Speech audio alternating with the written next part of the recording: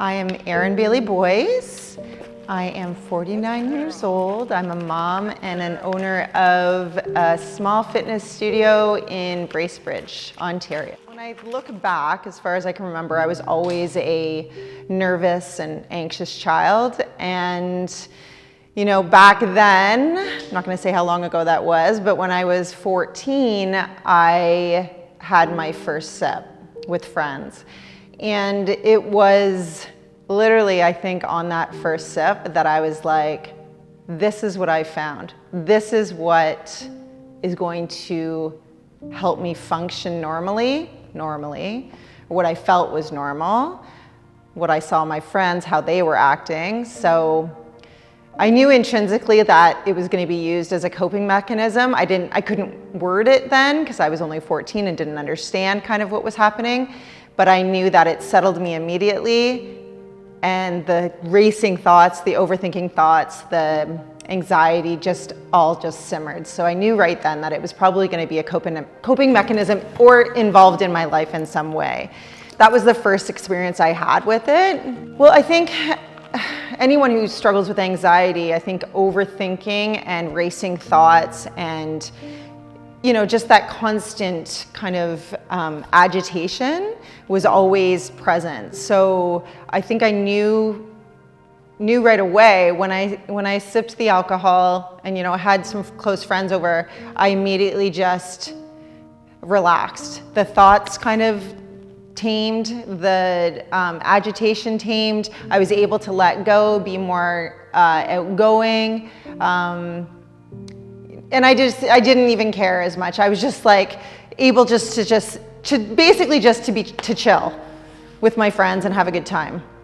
I was more of a binge drinker, so I could go periods of time without alcohol, but I did find that when I got into university, all of your social life was surrounded by alcohol. And I think it was more acceptable back in my day than it is possibly now. I mean, I know it still goes on, but I think there's much more awareness around alcohol, as well as alcohol and mental health combined together. So when I was in university, it did escalate, but mostly because it was socially acceptable. So everybody was drinking. I didn't see it as a problem, but it was more accessible as well, and we were going out more often, so it did happen more so, and the binges happened more so. I just didn't realize it was a problem, but it did escalate. There was always somebody worse off than you, right? So you'd be like, oh, Joe got super drunk last night and I was never as bad as him, or I don't drink as much as she does. So could always feel that it wasn't an issue. It wasn't until after university, and I remember one particular evening, I went out and with some friends and a boyfriend, and I was probably saying I don't even remember what I was saying. I drank so much, I didn't remember what I was saying. I don't even remember what I did. Oftentimes I would drink to the point of blackout or pass out. So that was the binging again. And the next day my mom got me in the car and we were driving, and she drove to like a secluded spot where I wasn't going to be able to go anywhere. And she was like, listen, this has to stop. This is becoming a repetitive pattern. I'm concerned for you. You're hurting people. You're saying things that are not you. When I drank, it turned me into a person that I didn't like. To start, it turned me into a more outgoing person, but then it started to kind of snowball, and then it turned me into someone that I didn't even like who I was. When you think of I don't like to use the word perfect, but when you think of the perfect mom, and you envision a mom who just fights for her kids, and kids are number one on the list, and I learned everything I possibly could from her. My dad's great too, I got to throw him in there as well, but mom was just incredible. She was our biggest advocate. She was always there for us. She was just really a kind, amazing, funny, generous person. So that coming from her in that moment, just it basically crushed me. It was telling me something that I already intrinsically knew, but I felt like shame, guilt, horrible embarrassment. I was mortified. I felt like disgusted with myself. And I knew I didn't like the person that I was when I was drinking. So I knew that needed to change. So I knew that she was right. It just wasn't something that I was, I think, ready to tackle or ready to fight, because it was a battle. It was a big battle. I mean, I think one of the things we love to do in life is make our parents proud, right? So I felt like I had been doing a good job of that, but there was always this shame and guilt surrounding my alcoholism and my reliance on alcohol. So I always felt like I wasn't doing them proud in that area. And I know that they really worried about me for that. So I actually had tried to get sober multiple times prior to. That's another reason why I didn't think I had a problem when I was younger, is because I could get sober for a month. We would often have contests, like with a friend, and be like, okay, let's quit drinking for a month. And I could do it. And so I'd be like, this isn't a problem, right? Like, I can stop whenever I want. But it was when it would snowball, and then I would, one binge would turn into another binge, turn into another binge. So I actually got sober before my mom passed away for a few months. Every time I did it, I felt like until I got sober for good, I felt like it wasn't gonna happen. I was doing it, but I don't know for what reason. I was just like, I wasn't in it 110%. Like, there was always just something in my head that said, oh, but you always have that to fall back on. Like, you always have that as a coping mechanism. You can do that, right? So when my mom died, and it was a traumatic shock, she was super healthy and fit, and she was having routine laparoscopic knee surgery, and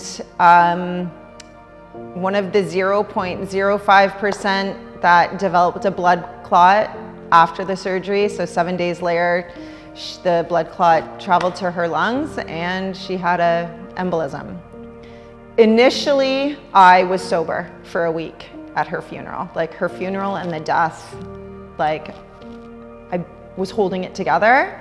And then it was when we came back up north, everybody had gone back to their lives. Their lives were returning to their normal, and my normal was never going to be normal again. I had to figure out a new normal.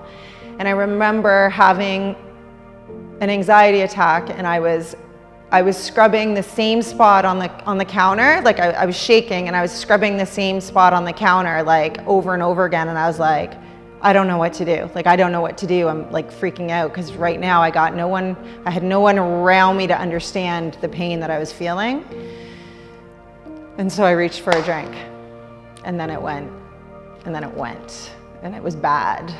And that binge probably lasted, you know what, it's hard for me to remember. I think now it was probably like a 6-7 day binge. Like, and I'm talking the copious amounts of alcohol that I had in my system should have killed me.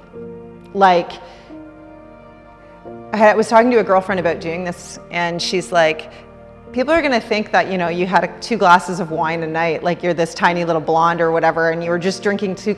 She's like, do you remember that you had alcohol stashed in every room, and the bottle beside your bed was actually straight vodka? And I tell you, when she told me that, I was like, that's not a fond memory. Like, I'm not proud of that, but that's how bad it was. Like, it was going to kill me. I felt like this time it was different. It was different because, well, first off, I was in jeopardy of losing my family, like my child, and who was the world to me, and my husband at the time. But secondly, I was like, my mom was my best friend. She did everything for me. Like, she basically got me into university, because she called the dean and was like, we're getting this girl into her program that she wants to get into. You know, she loved me more than anything else in this world. And she was just our biggest advocate and my best friend. And so when she was gone, I realized, I'm like, without her, I need to be that for me. Like, I have to start being my own best friend. I have to start loving myself enough and starting to do everything for myself. Not to mention is I have to be that I want to be that mom for my daughter. And I wasn't going to be there for her. I wasn't even going to be alive for my daughter if I didn't change things. So that was kind of my pivotal moment in becoming sober. And so come January of this year, it will be 10 years. Yep, one of my proudest moments for sure. There was another kind of tragic event that initially spurred me to seek therapy. So it was the death of a boyfriend. And I had already, drinking was already present in my life at that time. And so when he died, it escalated then as well. But I realized that I needed therapy to deal with the grief on top of everything else. So I had this amazing therapist. She was just so supportive. She taught me how to,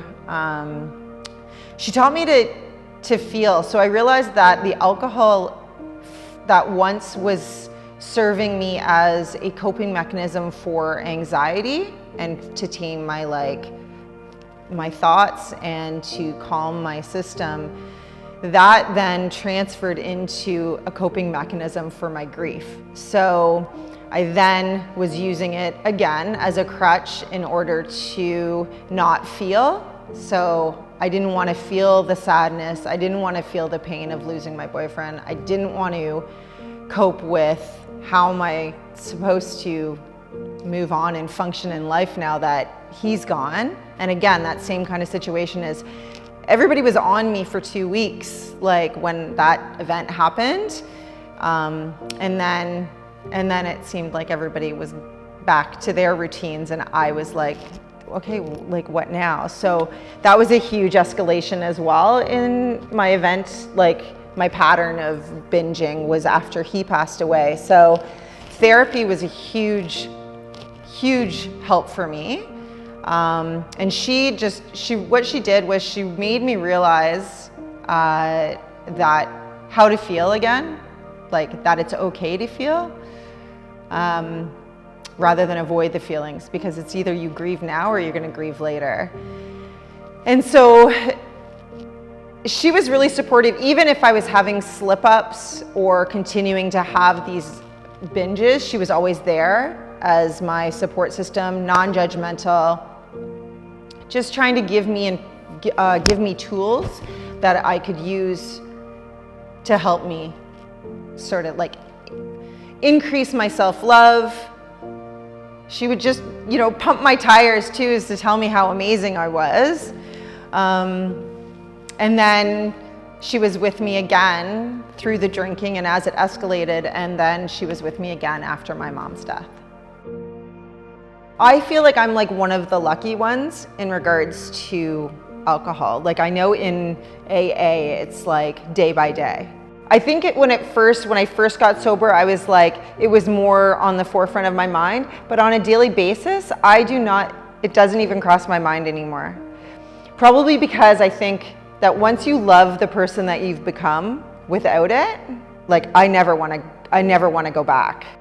Most addictions, I should say, not all, stem from some form of mental health issue or disorder or illness. Not all of them. Mine did specifically, and that's how it started.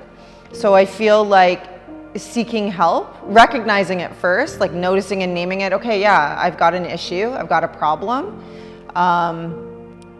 Seeking help, whether that be going to your GP or a therapist and setting a strategy as to what your next steps will be in order to, whether that be medication.